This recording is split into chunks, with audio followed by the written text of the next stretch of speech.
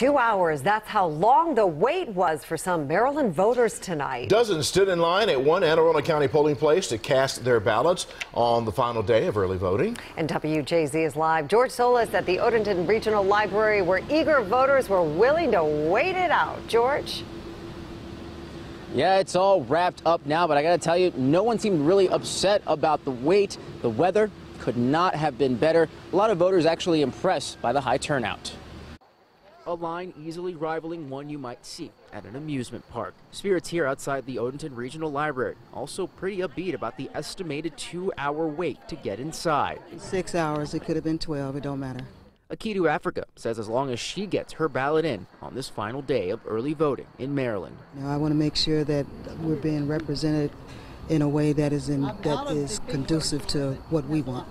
Sunny Camaro says her wait was about an hour and a half. She thought voting early would translate to voting quickly. I was thinking maybe 10-15 minutes, given the fact that it's early voting, but clearly that wasn't the situation. It's not surprising. State election officials say more than 500,000 ballots have been cast.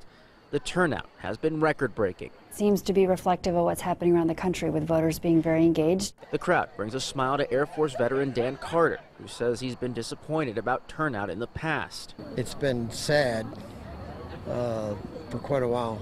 Now glad to see others taking the right to vote seriously. Well, I gave 6 years of my life to the Air Force for this privilege. Of course, anyone here not in line by the 8 p.m. deadline would have to wait for their right to vote on Election Day.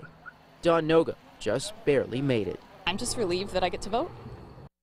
And to put the numbers into perspective for all of you, election officials say that at this precinct alone, some 12,000 ballots were cast over the last 8 days. Live in Odenton, George Solis reporting for WJZ.